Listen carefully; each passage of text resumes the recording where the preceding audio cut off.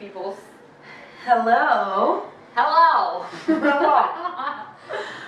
So we're back 2 weeks later, and Chelsea's back from her fabulous festival, and I never went anywhere, so I'm still here. We're already getting off track. So, anyways.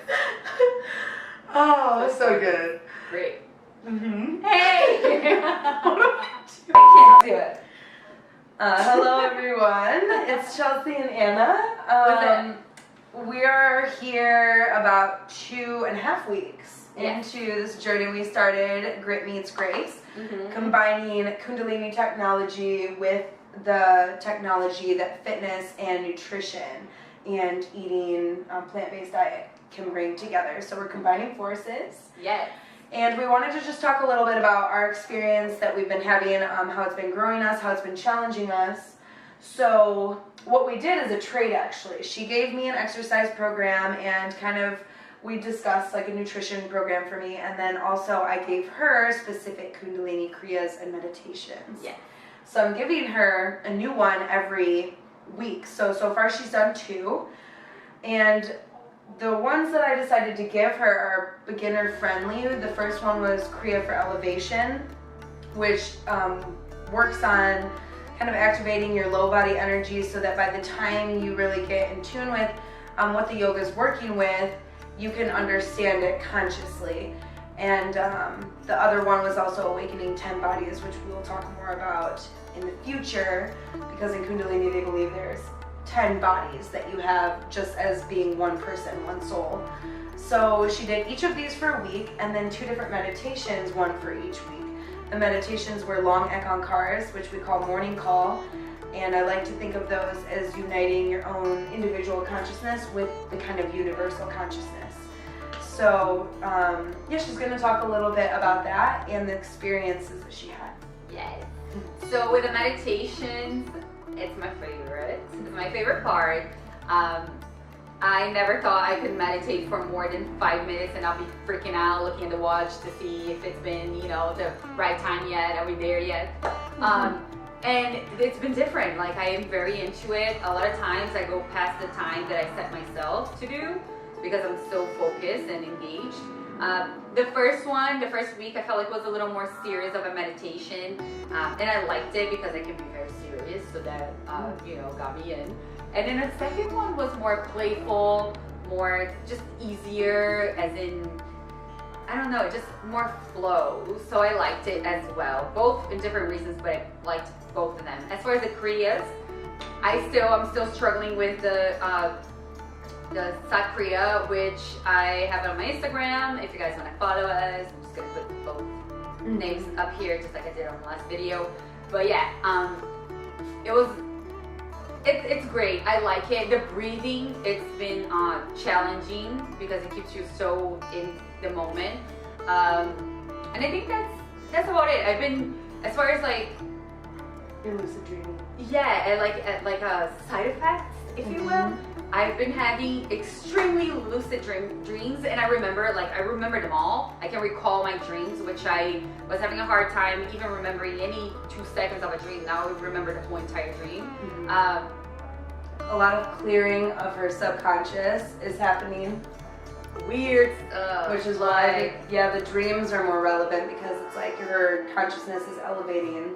So she's kind of trying to figure things out in the dream realm. Because what's happening is that in my dreams I get a mix of like things that I might think about, or things that ideas and stuff, and the reality of my day. So like they'll fuse, and then I have like this weird dreams, but they kind of have meanings behind them, and then I can kind of read through the lines. Like, it's really interesting. I'm enjoying that part a lot.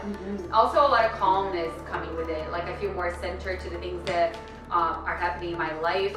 I am not so thrown off by emotional things that might happen throughout my day, which is very important because I am a very emotionally charged for a very I can go from 0 to 100 in 2.5 seconds, and that has been pretty great as far as that kind of behavior that I have.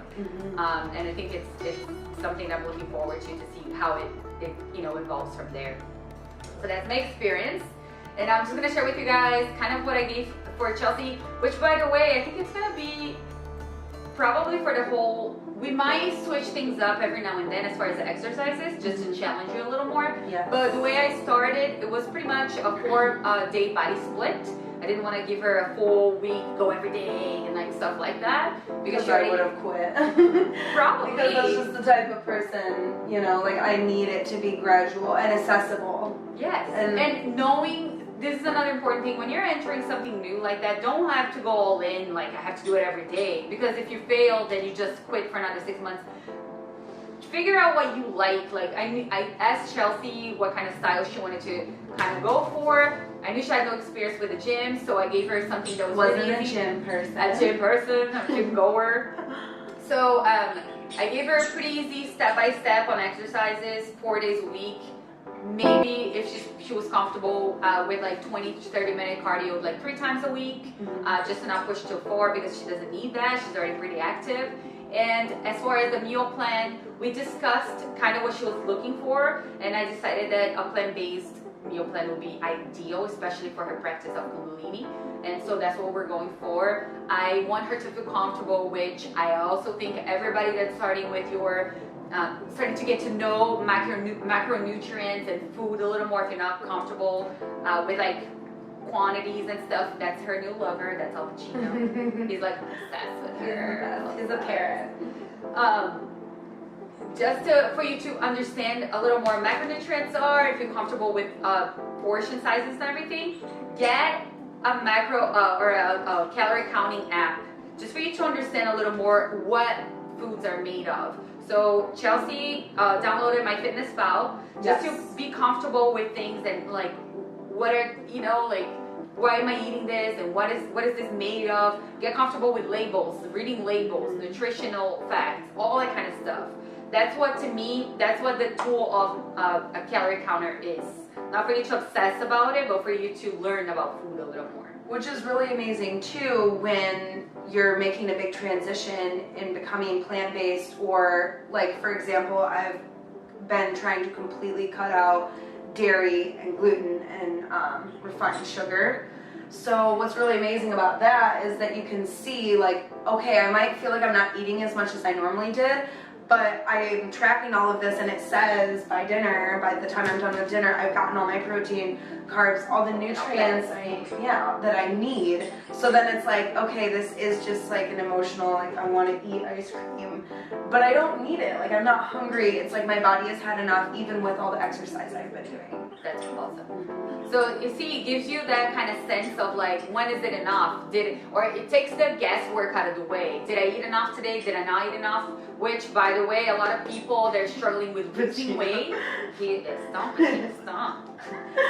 struggling with losing weight. They don't even know that they're under eating. I am a holistic wellness coach as well, and a lot of my clients, when I first get them in and I'm trying to get them, screen them to see what their behavior has been, most of these people have been under eating. It's just poor quality food and not enough. And then when they do overeat, it's more of the bad food anyway. So no matter where they go, is it an emotion eating day or is it a regular day? Either you're under eating because you're just probably too busy, or you're overeating because you had a bad day and you went to that emotional eating,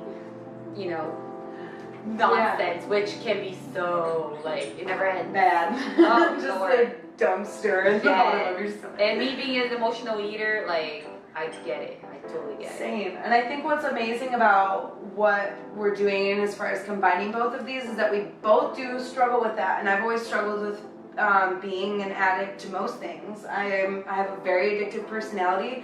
And what's been really powerful about adding this new kind of exercising gym person regimen is that I'm bringing more awareness to like what exactly is going on in my body. And so by the time that I eat, I'm paying more attention to what I'm putting into my body, which kind of sounds cliche, but at the same time, I want to be able to do the right fuel so that I can get the most out of however I'm moving, whether it's yoga or exercising or building strength. Like I want to use that physical strength to cultivate a stronger boundary, almost like a stronger pillar, so that I'm not constantly looking to emotionally binge on anything. Blubber. That never happened, guys. He's not even. He's just bipolar. It's fine. Crazy. Right? Bipolar. So, as far as my experience with like really starting to commit to going to the gym regularly, dragging myself there and actually doing the work, is that I'm finding I actually want to be there, which is something totally different. And what I'm also seeing is what we've always talked about, but I've never firsthand experienced, is how you can get the same kind of consciousness when that's your intention from doing, you know, Just my struggle right there. But also from doing cardio on a treadmill or lifting weights. It's like, it's not the environment that I've always, you know, found myself in as someone who practices yoga and someone who teaches yoga and just is in love with everything yogic. The gym isn't exactly my scene, but I'm finding that by the time I leave, it's really amazing that I get the same kind of effect mentally and emotionally. I feel stronger and more resilient. I find that even when I hate what I'm doing at the gym, and I don't like using that word, but there are some moments where I'm like, what? And it's like, but the more I'm actually spending time doing that, the more I'm getting out of all the rest of the 23 hours in my day. And that's the beautiful thing, is what I wanted to say, is I'm finding that in addition to kundalini, this way of life is kind of changing the way that I'm eating and the way that I'm using my strength on a physical level, is that it is giving me more height, width, and depth to everything in my life. It's creating a greater capacity for all elements, for all situations, and all experiences. And same here, my sense is that the resilience or the grit, they've been kind of like part of my focus and just like what I rely on, to just not give up, to keep pushing. But then my spiritual was being a little neglected, and I kind of wanted to bring that up, a little more focus on that, to just kind of level everything up. And I'm just excited because I can feel it already, and it's only been 2.5 weeks. That's what's amazing. And so this is very like exciting. A big bruise. We can only right? We can only like imagine what's gonna be in another 3 months of combining this beautiful two big forces and just manifesting something that we don't even know what's gonna be, but we're very excited. So thank you for listening. Yes, thank you so much. We will be connecting with you guys through a couple different videos. I'll be sharing some techniques that you can use if you feel like you're stuck at the gym or struggling to see any type of progress, little things that you can do. As far as recipes, we are sharing with you guys a new recipe. We haven't picked one yet, but we'll brainstorm on that and also share that with you next week. We just want to help as much as we can. If you guys feel any type of interest in entering the same journey, just don't forget to hashtag Grit Meets Grace on Instagram or wherever else you are on social media, so we can see anything that you guys might try out. And the third thing would be Chelcy will teach you one of the meditations. And then if you guys want to get that started and see if you feel anything like I felt, that'll be super cool as well. Just share with us. And we'll see you guys next week with all the new stuff that's going on. Nobody's going out of town, so we're good, you guys. we already got the audio out of the way, so that's not going to happen anymore because last week was a mess. And that's it. So we'll talk to you guys soon. Bye.